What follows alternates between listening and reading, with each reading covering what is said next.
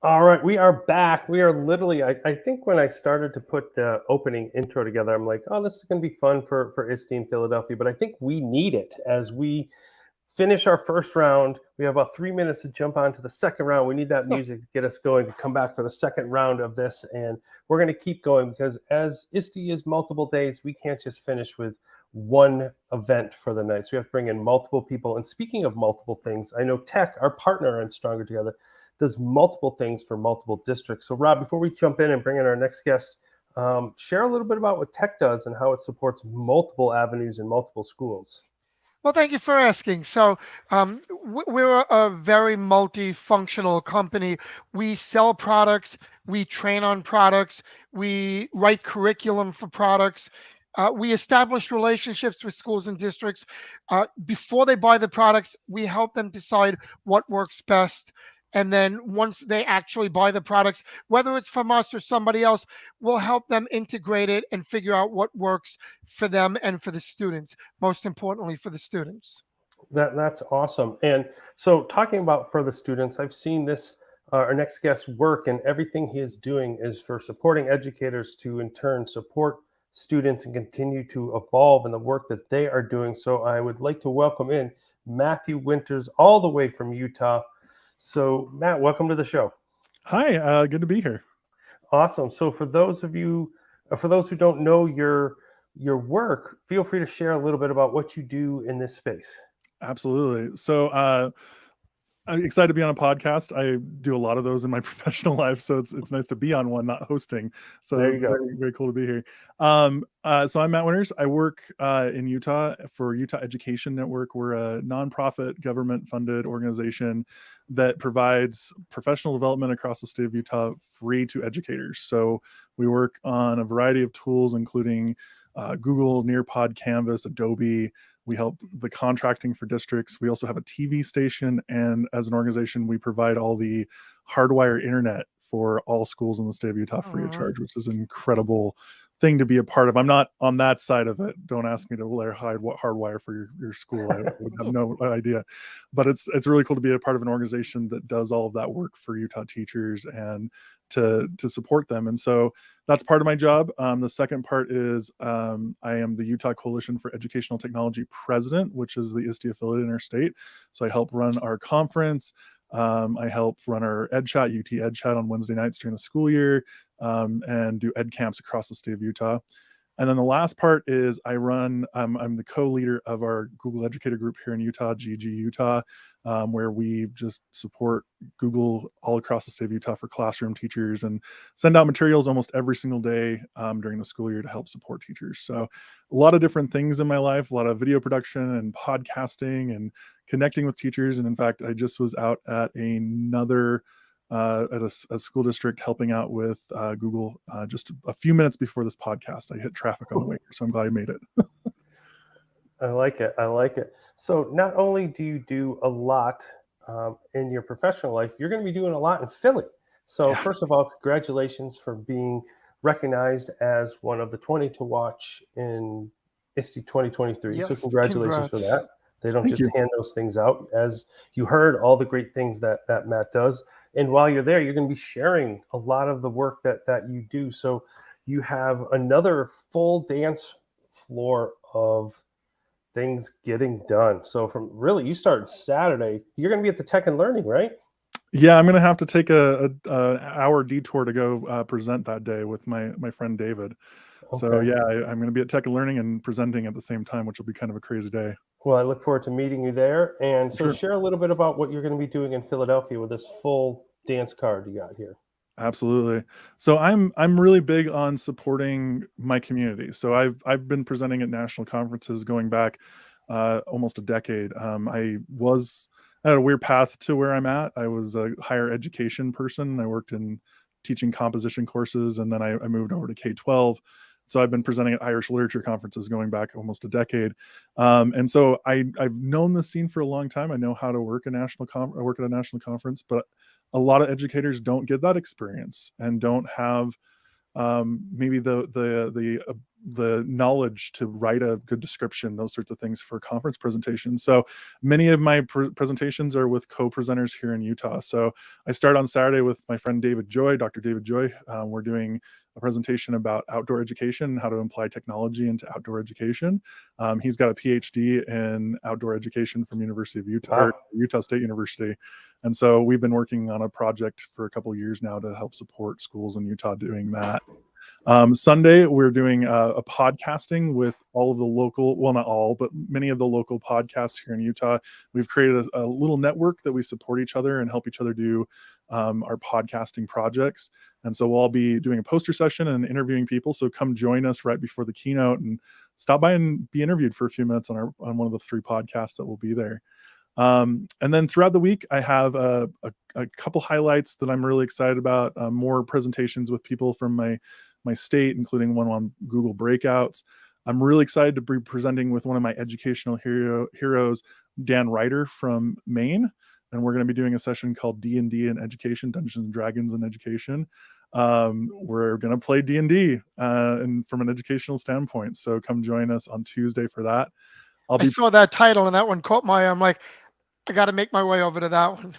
Yeah, me and Dan and I really bonded over our love of Dungeons and Dragons a few years ago and of board games and those sorts of things. And so it's so exciting to be presenting with him. And he's such a hero of mine in education.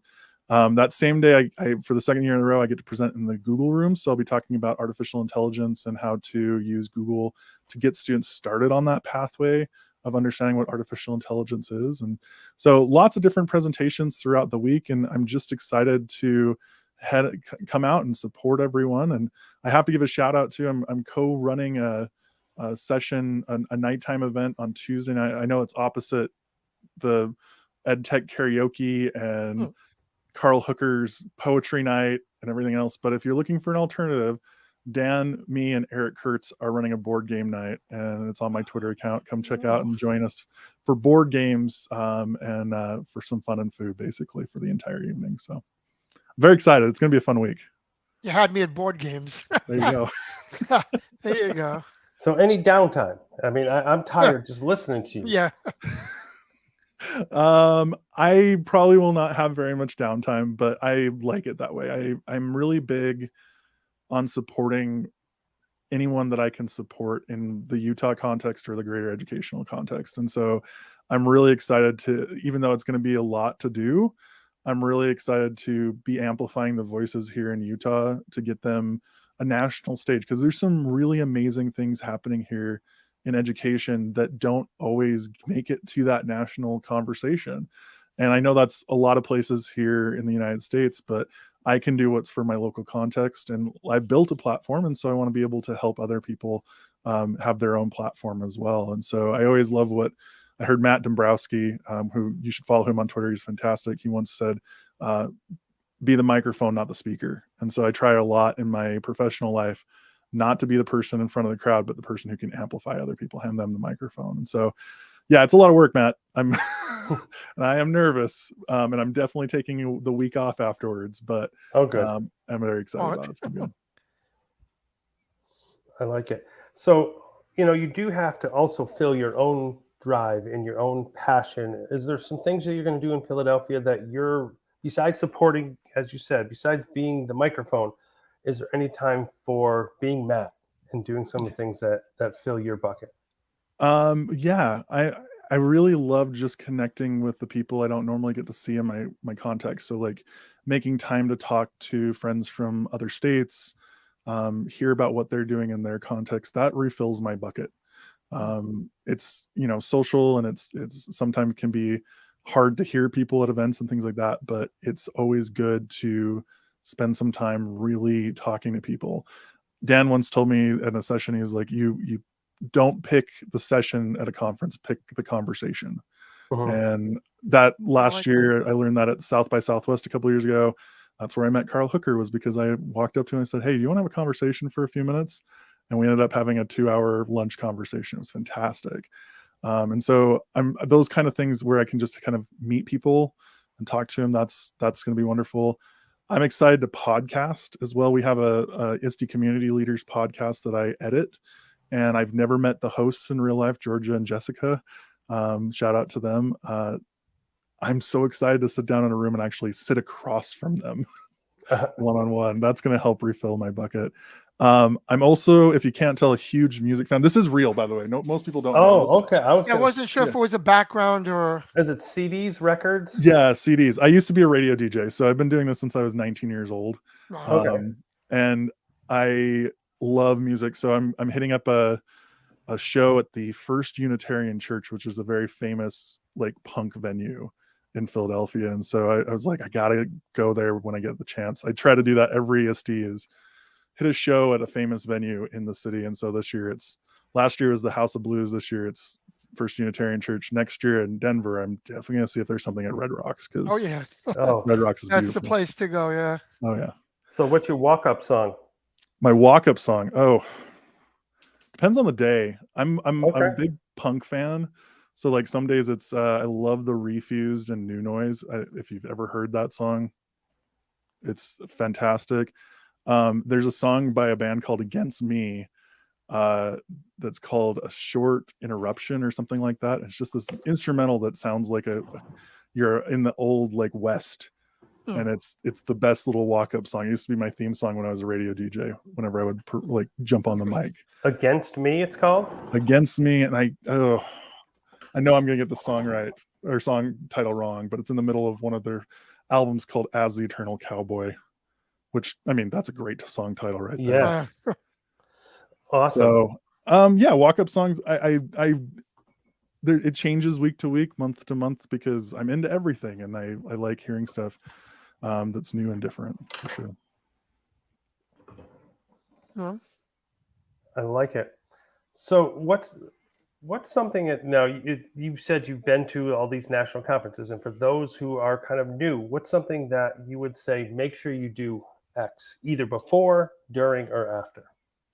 Awesome question. I'll go back to what Dan told me. Choose people over sessions. If you meet somebody and you're like, I don't know, I always say, if you see like that person that you've watched on like a YouTube video hundreds of times, or like if you see Matthew Joseph walking by you and you're like, that's him, like that's Matthew Joseph, just go over and say hello and have a conversation really quick. I mean, don't, follow him around or follow me around, but like have a conversation, make a human connection, because that's going to have so many more effects down the line for you and be much more interesting than a session. It's not saying anything bad about sessions. They're great, but sometimes it's about making that human connection with a person. So throughout the conferences, do that. As far as ISTE goes, go hit the expo and fall over backwards for the first couple of minutes when you go in there, because it's just so big and there's so many people, and say hello to people as you walk through there, and meet people at different booths. Like Rob, go check out the tech booth and go see all sorts of things there as well. Before the conference though, get a good pair of shoes, because you're going to be walking everywhere. Greta was just talking about that. Yeah, good pair of shoes. Get a water bottle if you can, one that's empty as you go on the plane. Just prep yourself. I've started walking a lot more the last couple of days just to get myself prepped for that. I've been following the ISTE community leaders kind of prepping program that they've been doing for ISTE, and it's been really helpful as well. That Stephanie Howell and Greta have been doing as well. So that do that during the conference, get out there, meet people, and check out the expo, because there's just so many cool things that you can get into at ISTE. Yeah. Speaking of, Rob, what was your booth again?